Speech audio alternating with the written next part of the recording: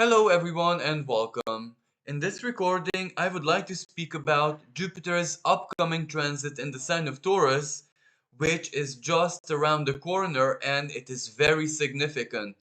Jupiter is one of those planets which really determines our collective mood, if you will, but in a larger sense, not necessarily in a lunar sense, for example, just the sheer feeling of it, or just where our emotions are going. But Jupiter is a planet which all kind of determines our sense about justice, for example, about what collective fate represents and where it's taking us towards collectively as a species, as a nation, as everything. So it's very important, especially when it enters a fixed sign, because fixity is always really difficult to anything really, to observe, to change, to fix, to even highlight that which is extremely valuable in it, because it's delicate, if you know what I mean. So this Jupiter transit is not going to be a very easy one, especially that Jupiter amplifies, expands. It really dishes out what we have there as well. And this is a financial part of the sky, so especially collectively. So we are going to be seeing a lot of financial dynamism playing out. I do believe that is the best expression for this, because it, in certain parts, in certain matters, Jupiter will ultimately expand the scarcity, the poverty, the lack of, basic minimum. Absolutely, it is part of the game. But in other parts, it will emphasize that which is valuable, that which is stable, that which is working, and ultimately that which needs to be conserved. Also because it will hold a sextile with Saturn. And that sextile with Saturn means let's conserve, Saturn being in the sign of Pisces, finalities, the part of the sky where things are atemporal, where things are immortal, where time doesn't really affect, especially with the planet of time, Saturn in it. So whatever we need to conserve and make sure that it is immortal, something that basically reflects our morality, our spirit, our faith, our collective philosophy, if you will, our collective ideal, all of Pisces. And it has to be reflected in something because it's Taurus. A value needs to show that. And every action, every measure, every effort, every sacrifice, of course, Saturn, that we make in that sense to conserve them, well, it will definitely work. It will be worth it. So it has a lot of solutions as well there. It's not just problems, it's also solutions. And solutions and great innovation, great change, great even epiphanies, the likes of which we have very rarely witnessed, even as a collective, as a species, if you will, are also, in the repertoire of Jupiter, but not necessarily this year in 2023, rather next year, when of course it will hold a conjunction, it will meet Uranus. And that will be quite shocking, that will be quite deeply transformative, and that will be a moment when the future is here. May that be technology, may that be anything that we have been, a Taurian element that we have been working on. And very soon we'll find out it's not just Taurian element, anything that has to do with any fixed sign. Because as soon as Jupiter dips into Taurus, it will immediately start holding a fixed Grand Cross. And that is not a very easy energy. That requires a lot of change. That requires a lot of effort. that requires, fixed energy, a lot of adaptability to make it our own, to make it work for us. Fixed is like, I don't know, obsidian, granite, whatever.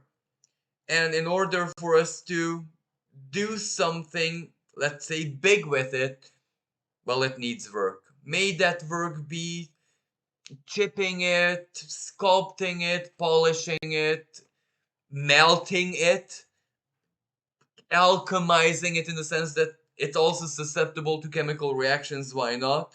So we work with it. So we can imagine that the end result may be jewelry, technology, decoration, I don't know, a weapon, a piece of furniture, even, why not? Well, it's gonna be amazing, and it's gonna be valuable, and it's gonna be very, very loved by you and maybe children, grandchildren, etc.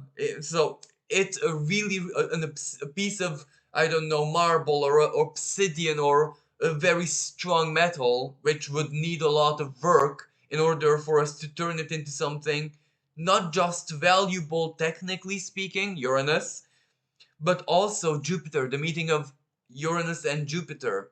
Also, for us to love it all that much, because these are two very big planets, yes, absolutely, but we're still speaking about the domain of Venus, a Venusian element. So we have to love it. We have to fall in love with it in that sense. So the effort, the work, the sacrifice, hence the sextile with Saturn, but also Jupiter, as I said, as soon as it dips into Taurus, it will a tiny bit wait for Mars, but it will immediately hold the fixed Grand Cross. So it's not an easy energy. It's really, really not. Especially that even before the fixed Grand Cross, because that depends, as I said, on Mars, it will still start squaring Pluto and conjunct the North Node in Taurus. So the not so easiness, if that makes sense, of all of what's upcoming will be felt by us, known by us. It's here already, and it will just escalate. But as I said, the only reason why I make it sound as a crisis situation, it is because on the world stage, collectively speaking, there is no way this will not represent a financial turmoil, crisis, or some kind of halt or temporary breakdown. Because Pluto is also an astrological power which rules big money, or for example the ultra rich and famous, though the individual, especially in the sign of Aquarius, its dark side, the individual who holds all the power, all the money, whereas it should be held by the collective Aquarius, Pluto in Aquarius, the dichotomous nature of Aquarius. So that will not sit well collectively.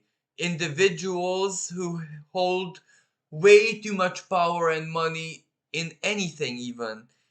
This is where Jupiter comes immediately into play politically. The law, courts of justice. And when I say law, well, who makes the law? Well, this is where it depends on culture, country, but usually parliament, or usually some people, let's say, who work around that area in any way, shape, and form. Because even if it's not necessarily the parliament, let's say in the case of a monarchy or whatever, well, it's still the people working around the parliament who have to actually start doing things, if you know what I mean, to change, to. So the law has to change in a way, and Pluto means the change. And Pluto is retrograde at this moment, which means it's internal, it's inward, which means we want it that way, we need it that way. The initiation comes from the many, from, now excuse my unusual symbolism, the hive mind, if you will. All of us are the hive mind. And the hive mind, may not necessarily be unilateral. It doesn't, no one says it has to work in unison, hence also Aquarius. There are separations there, there are dichotomies there are paradoxes, and these usually reflect in our lives collectively, especially as groups who oppose each other, different political parties, for example, who represent something unique, but they have to find a way to coexist, not really, cancel out each other in a bad way. The COVID situation and the COVID and everything that had to do with it is also very important and is going to be highlighted. Why? Because Jupiter was part of the Great Conjunction, where it meant Saturn at 0 degrees of Aquarius in December 2020. So by then, everything in a way was set in motion. And Jupiter is ultimately the planet of law and what we believe. And what we believed then was the immediate reaction.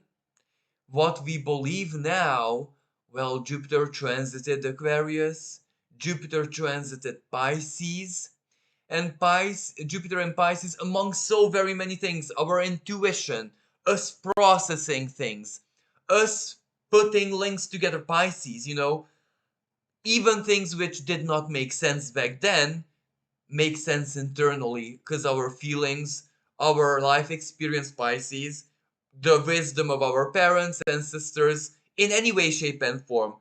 Maybe we disagree strongly with them, but that's already a conclusion for us. That's already helpful for us in that sense. So Jupiter soaked all that up, all those conclusions. Jupiter ultimately is the planet which sets us up on truth-seeking journeys. Jupiter in the sign of Sagittarius, it rules Sagittarius. That is a very beautiful example, the philosopher's journey. And even, when a law, something legal in a court of justice, is born, well, it all starts with a case, with a journey, with a situation, and it follows, the tracks of it.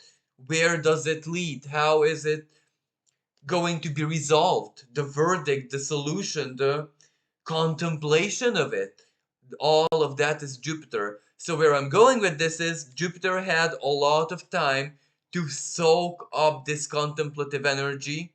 In Aquarius, it received facts, scientific information, the contradiction of it, where scientists said one thing, the television scientists and social media scientists said other things, the division vaccinated, non-vaccinated, and all the philosophical, political, conspiracy battles, the full swing of the psychological warfare, ultimately, which was amplified when Jupiter was in Pisces, especially when it met Neptune at that fated 27 degrees, or something like that, in April 2022. That was a very important moment for Jupiter. It was a Jupiterian reset because Neptune washed it out. Clean water.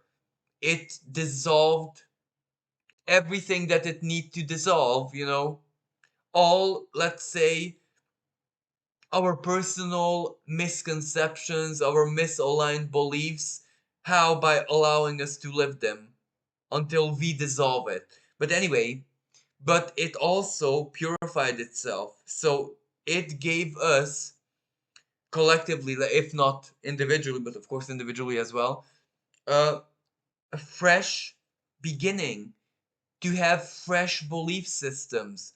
This is where sometimes the integrity of the inner Pisces asks us, well, what do you believe in? And I'll make it real. You know, reality is not just one-sided. Everything works both ways. As above, so below, but as below, so above as well. That is why there are certain things, certain practices, certain feelings, certain activities, for example, escapism, or programming yourself in a direction or another, has so many dangerous sides to it. But then there was Jupiter in the sign of Aries, the war. We could see the war play out in so very many different ways. The conflict, the sovereignty, the fights for one's rights, and everything that had to do with it. And finally, now Jupiter is entering Taurus, so it's squaring as it enters that 0 degrees of Aquarius where Pluto is. So that's like it's squaring, so an aspect of tension, its own echo, its own memory. Pluto is a planet which in a way can very easily counteract Jupiter's elation, Jupiter's belief, Jupiter's self-fueled belief, as I mentioned earlier. Pluto brings that which comes so deep from within that it brings another belief on the table. It very quickly eclipses Jupiter's divine nature. And this means a reality check which kind of serves us, a reality check that we need, a reality check that comes as a conclusion both personally and collectively of whatever happened and whatever that COVID situation and all the rest that and the war and everything that happened from that moment, December 2020, what it means for us and how it changed our lives, how it changed our feelings, how it changed our values, how it changed our relationships, how it changed our preferences, our behavior, our Venusian behavior as consumers, as clients, as workers, as managers, as anything Taurian. What we think about love, how that love should be felt, how love should be expressed, how love should be received, how not, because Pluto in the sign of Aquarius, the not, the opposite, is also part of the picture. And quite frankly, many times it's more valuable than the, pro, because it is the not that truly gives us the tough life lesson where never to go, never to look back. That is the salt on the wound, if that even makes sense, which makes the wound quite memorable. So we are very, very less likely to do the same things again, mistakes again, live the same way, love the same things, situations, people, feelings, have the same desire. This is, without a shadow of a doubt, a desire killer. It kills certain desired wants, needs, but in a purgatory way. Because Pluto, as it again activates, emphasizes greatly that great conjunction point, the new paradigm that we are living in, this paradigm of the next 20 years, but also 200 years, we have to very quickly comprehend what we can do, because all the nice Venusian elements, those are like clay. Let's shape, let's sculpt our future, let's create beauty, equity, and everything that is the best of the best of the two signs, Taurus and Aquarius. But of course, there are the never ever go there, and those are very, very valuable, because if we pass them down to our children, grandchildren, etc., it will be beneficial. It will make sure that they will always stay on the floating line morally as a collective, and that matters so very much. And that's one of the goals, or better said, roles that Pluto is having in the sign of its transit, 20 something year transit in the sign of Aquarius. It has to highlight what we can do, should do, perhaps must do with technology, with information, with this Luciferian, symbolically and philosophically speaking, of course, light. Because light is information. But if that light just shows us how everything is condensed in matter and the empirical secrets of it, that's just cold Luciferian light. True light is when the passion arises what to do with it, to infuse compassion and the human spirit into it, to make technology us, but not by what we do with it right now in the present moment, but to integrate it into our journeys in a much deeper way, to give it a soul, if you wish, a spirit, if you wish. Now, everything has a spirit, right? According to the wisdom of the ancients, and I say ancients, whatever ancient culture you kind of evoke here, chances are it will be valid. You know, any culture, any ancient civilization from any continent, from any ancient timeline, it will, say as above, so below in their own unique way. And this is very, very true, even in an empirical way, because does the subatomic world, especially that which is within the atom, just mirror the macrocosmos? It's basically the same thing. So that's mirror and mirror and mirror and mirror. So as above, so below. If we have something that is very, very unique, because ultimately we're the first generation to be, no, influenced, affected, or in a way co-birthed by technology, then we have to give it a spirit. It's we created it, we channeled it, so it's our duty to give it a spirit.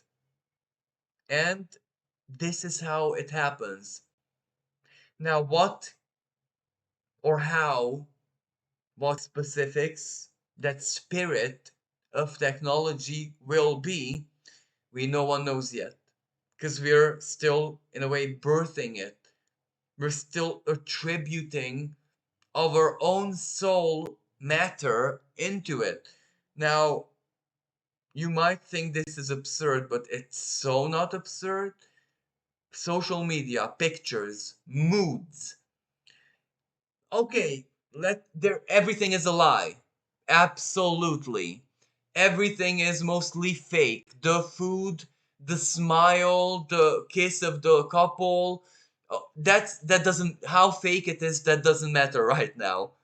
What matters is that it's emotion, it has intent, it is a power, Pluto. Why? Because it influences others in opinion, in whatever, in a positive or negative way. It does have an impact. Or another impact. Certain individuals are so disgusted by this that they cut off social media from their lives forever. But that's an effect. And they have certain individuals like influencers and all that to thank for this purge. But that individual, it can be a positive expression, it can be a negative expression, if you know what I mean. But anyway, the emotion is there, the effect is there, the fated element is there. Why? Because it, by now, fate works through internet. Tinder, that is one of the most, iconic examples. Any Tinder, Grinder, whatever, there, it creates marriages, children. It makes people travel from one continent to the other, gives solutions, gives money, gives job, gives everything, basically.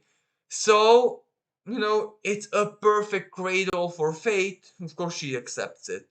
But, we by now have to become aware that we are pouring the spirit into it. So, what it does kind of depends on us. And one of the most, let's say, intense and very easily to observe examples of this, of how the spirit, what we pump into it, works strongly on the internet through technology and stuff like that. Well, I don't want to say pornography here because that's not necessarily the right kind of spirit, if that makes sense. But that OnlyFans stuff, or that social media stuff which is about, attraction and how to have a nice body, and you know what I mean. That's already a manifestation of the spirit, because how people make money with it is it allures the spirit of their consumers. The attraction is,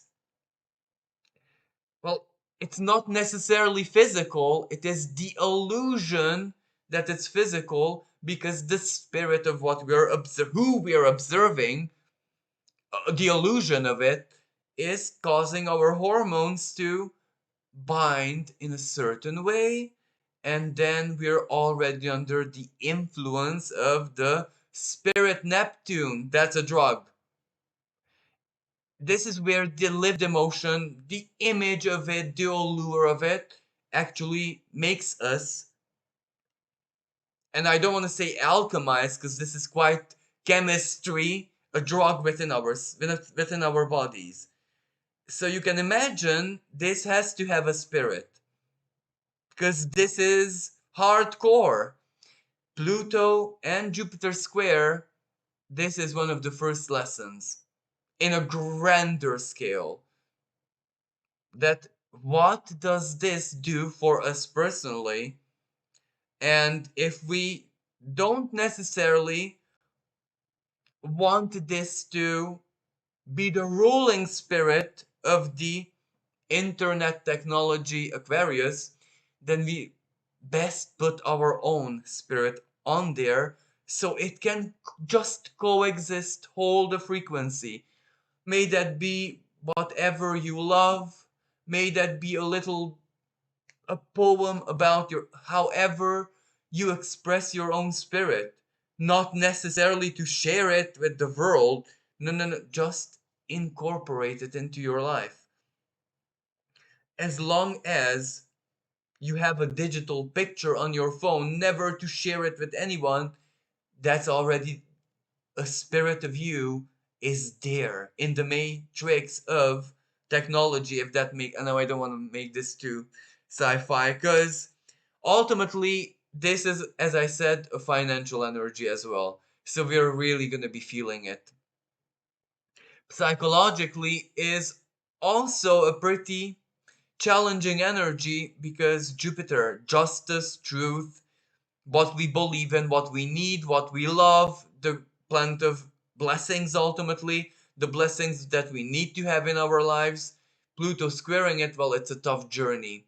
We need to make choices, we need to adapt, we need to do things differently, we need to truly dig into certain resourcefulness which we didn't even know existed within us.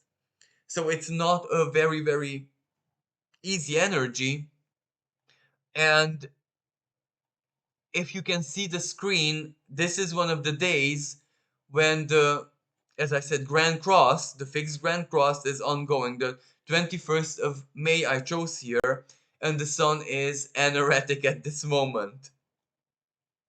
So that won't be a very easy energy. And also, it is conjunct Algol. a fixed star, which, usually represents abuse of power, but also how that defeats itself.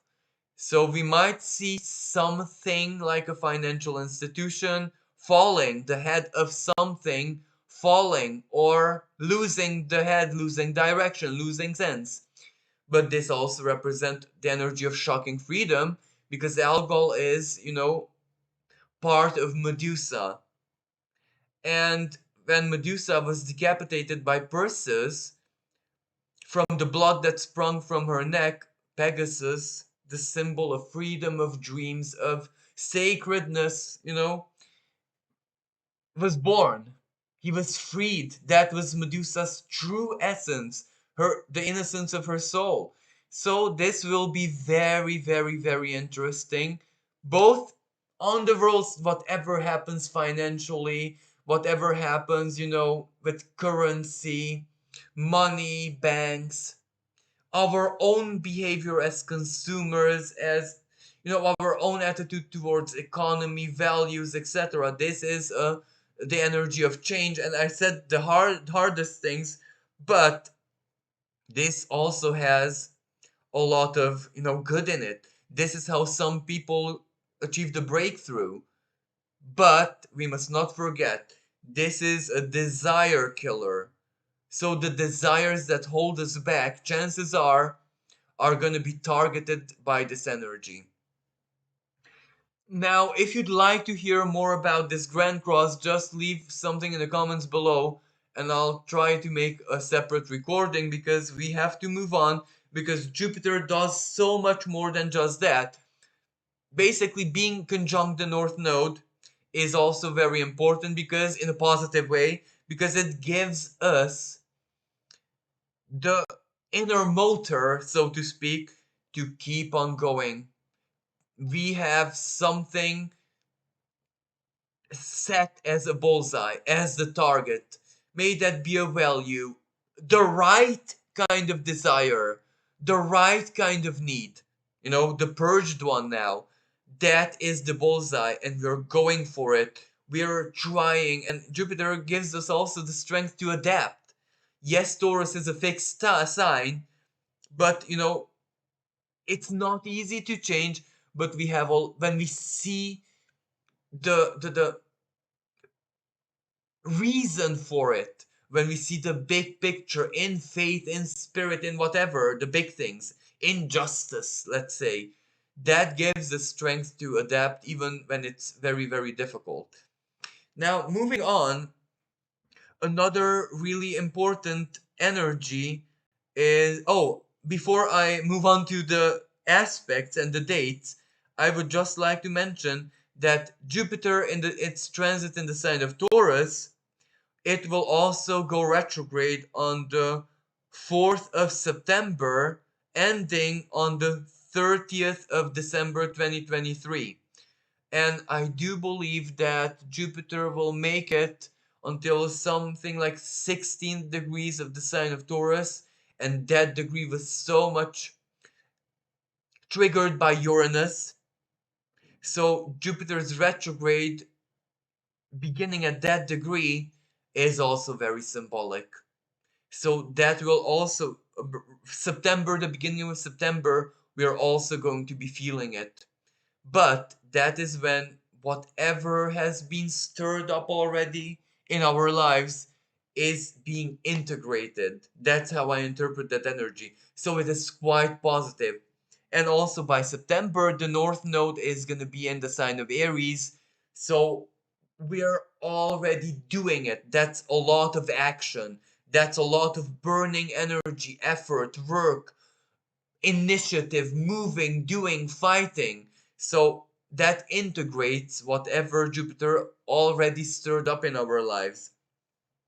Then Jupiter will start going back in its shadow path, and it will exit the sign of Taurus, entering into the sign of Gemini, a part of the sky where it is debilitated, it is not able to bring out its highest qualities, on the 26th of May 2024. Until then, it will stay in the sign of Taurus. It will finish its job, but a few days before the 26th of May 2024, Jupiter will expand, will touch Algol. So that also will be an important moment. Symbolically, in courts of justice, or in different ways, but whatever that grand cross has been stirring up now, the beginning of this May, we will feel it and see it executed, already completed next May. So, as I said, around the 20th, 26th of May, next year, 2024. So, moving on, one of the aspects that I do find very, very important that Jupiter will kind of emphasize upon, insist heavily upon, will be with the ruling planet of Taurus, Venus. And it is very, very symbolic. Let us go to those dates because it will hold a conversation of tension, a square, around the beginning of June. So we are looking at the beginning of June, around the 10th of June. And here we can see that Venus is in the sign of Leo, around 5 degrees, Jupiter 5 degrees of Taurus, and their square is perfected. Now, because Venus is the ruling planet of Taurus, she is very, very determining in this configuration. And it is all about the heart of hearts. What do we love? How do we love it? How, whatever we have in our lives, Jupiter in the sign of Taurus, however it delights our senses, our five senses, let's say, because that's very, very Taurian. And at this moment, the North Node is still in the sign of Taurus. So, the North Node is our collective future and also our individual progress in Taurian matters. So it's real, it's there, it's immediate. How does this make us feel? Of course, one of the things that's going to be evident is it's not so easy, but it's worth it. And it is also the energy of great curiosity because it drives us. Curiosity drives us. The negative expression of this is exasperation, frustration, or when our needs are a bit obsessive. All we can think about is just their fulfillment and satisfaction. But anyway, this will give us a certain kind of feeling where that feeling, that truth of the heart, is it worth it? Do I love it? How do I love it? What does this mean to me? Even financially, even in an expressed way, physically, a job, a person, a relationship, an activity, a hobby, a business, a relationship. It can be basic. And how I've done with my life in a Taurian way ever since the North Node was there. So in the past, let's say almost year and 8 months, year and 5 months, something like that, 6 months, how I've done. This is like a powerful heart level retrospective. How does what I've done, how I've done it, who I've done it with make me feel? Then Venus is gonna move forward and start her retrograde around the 22nd of August. Her retrograde will start sooner than that, but the 22nd of August is kind of important because the conversation with Jupiter is going to be held the second time, but a bit differently. So let's go to August. So we are at the 1st of August, and as you see, Venus is retrograde already in the sign of Leo. at 26 degrees something. So if we move to the 20, so this is where we can see on the 21st already that Venus is holding a square with Jupiter with 15 degrees, both of their respective signs. And this is where Venus is retrograde. Jupiter amplifies it. This is where feelings change. We get to the bottom of things. Whatever, our own personal justice is revealing to us changes our feeling, changes our heart, our values. What is selfish and self-centered, what is not. This will be a big theme here because, as I said, Jupiter in the sign of Taurus can also mean our needs. And some needs, this is where it's not selfish. It is necessary for us to be our most wholesome and balanced selves. When we invest resources, energies onto there, including love, the energy of love, that's not selfish. But Venus retrograde will show us the difference between, for example, love and lust. Sometimes we think that one is the other and it's not. Sometimes we think that it's selfish and in truth it's just a necessity. And the other way around. So it's quite easy to say that Venus will truly play with our hearts. So this Venus retrograde, especially magnified by Jupiter, will change the way we think, our truth, our love, our values, our creativity, what is worth it, and basically it will send a lot of people into the energy of indulgence and rest and recuperation, siesta, because Venus retrograde, the heart will demand it. So this might be the positive side of the square, is a powerful siesta energy, a powerful relaxation, indulging in the five senses. Now, I must say something very important, but I will be saying this in this Venus retrograde video when we get there in August, and also Jupiter retrograde.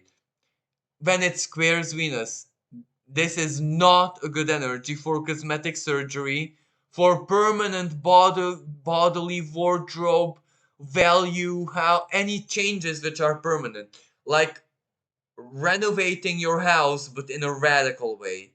Um, I still feel that it's a good idea to break this wall down and no, wait, don't do it. Wait until Venus retrograde is over until you do any permanent changes. Don't shave your head, don't dye your hair, don't go to that plastic surgery yet. Better wait until your feelings clear. Because, this is Leo is the sign of risks. Risks at that time might not pay off in the best possible ways, if you know what I mean. It might be a something that you see as a blessing immediately and it feels like a blessing, but as time passes and it's a permanent change, a tattoo for example, when a relationship changes or when you get older, it will not seem like that really good idea, if you know what I mean. So be careful what you put on your body, piercing, tattoo, hair dye, cosmetic surgery, the commitments ultimately that you make. Oh, I'm so ready to be a parent.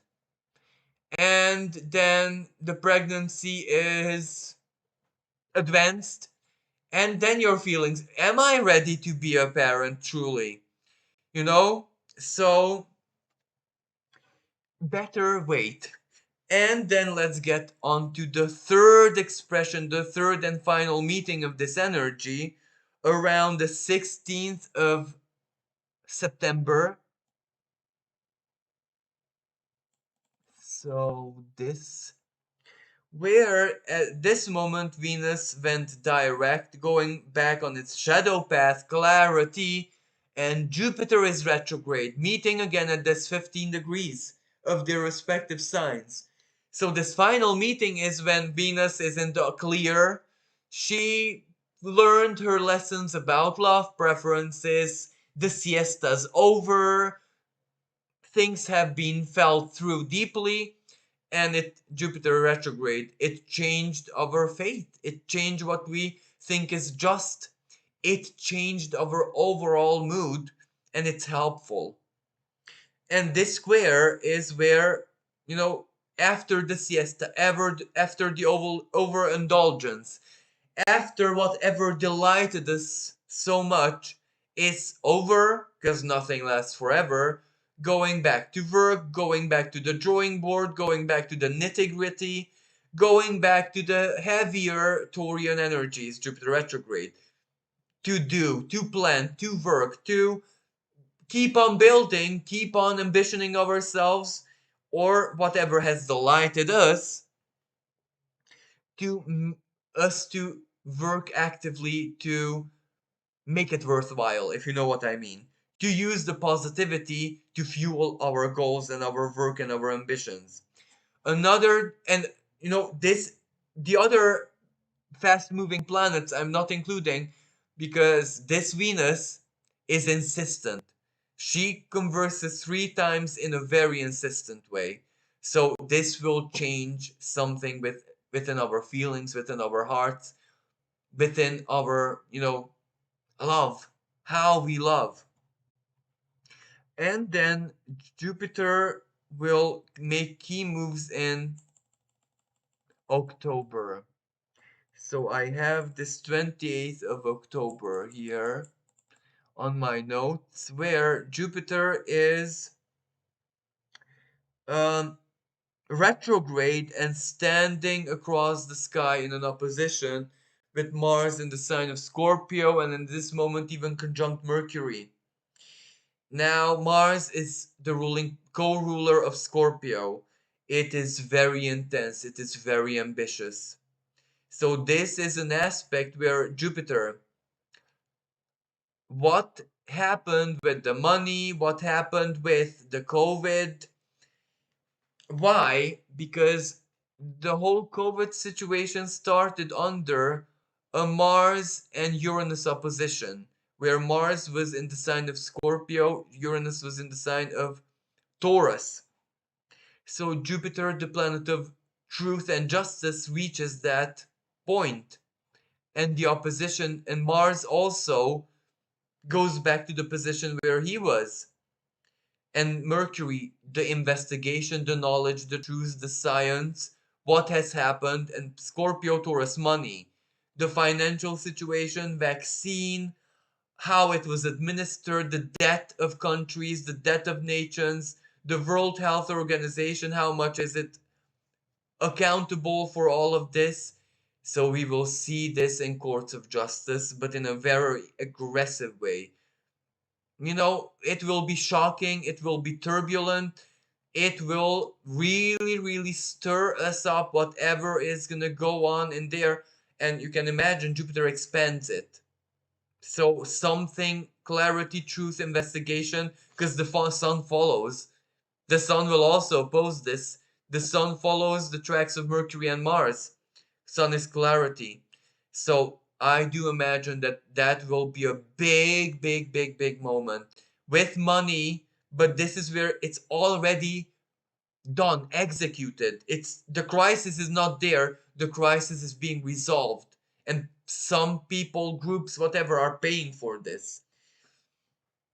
But this energy can also mean taking money by force, whatever this means. As in, austerity measures, or some people, some people's assets, some people's fortune are gonna be seized. Because Mars can also point in that direction, and with Jupiter, planet of justice and truth. And Jupiter and Mars is just one energy. Pluto is another energy. Pluto, by this moment, is back in the sign of Capricorn, moving forward. moving direct out of there, trying to get back to Aquarius. So it's demolishing Capricorn, the top down authority, the rich and the powerful, states, the classic legal system, you know, top down, government. It's decentralizing it. So it's not an easy energy, but it's doing something. Construction, because Pluto moving forward, that means whatever it demolished, now it's reconstructing, putting back together. So this will be really, really important. And let me just show you the asteroids. Because the North Node at this moment is already in the sign of Aries. And at this date, the moon is also conjunct our feeling, and the North Node is conjunct Eris. This means rebellion, protest, unexpected tactical moves, breakthrough, not waiting, not accepting anymore compromises. This is a strong, strong rebellious breakthrough energy. And this squares Pluto. So you can imagine that things are gonna be unfolding on the world stage in, I'm not saying violent manner, but this is where it's no waiting anymore. No compromise. I don't care about your plans. This is like a violent solution oriented energy. And at this moment, Saturn is at 0 degrees of Pisces, retrograde as well. So whatever, was dreamed up uh when Saturn entered into the sign of Pisces. So at the beginning of 2023, at this time, is gonna be, as I said, lived. It's gonna be part of our lives. Whatever was dreamed up at that moment. And another important energy is around the 30th, where, Jupiter holds a sextile with Saturn.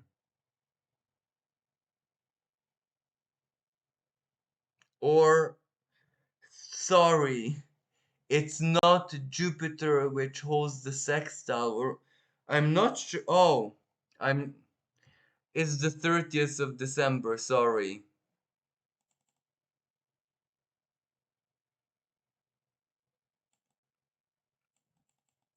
So, yes, the 30th of December is where Jupiter holds a sextile with Saturn.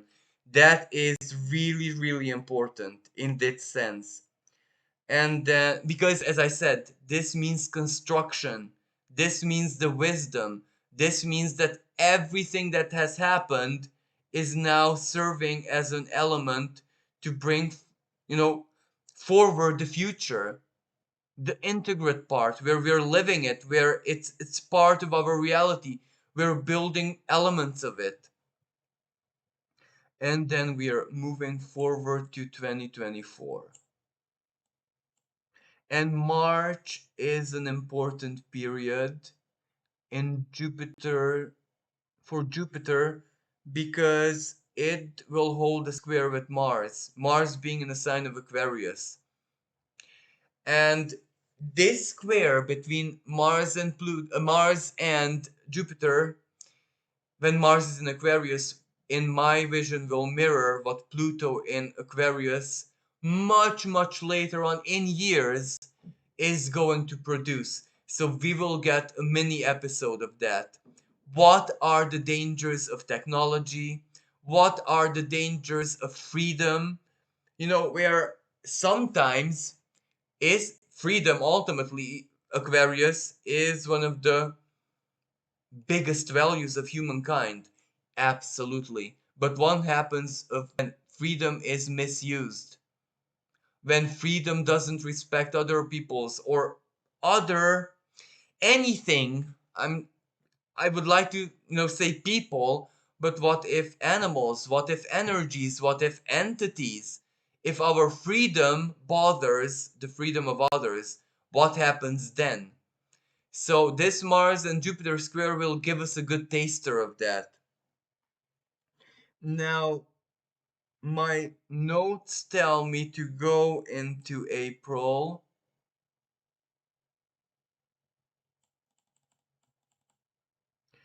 And here we do have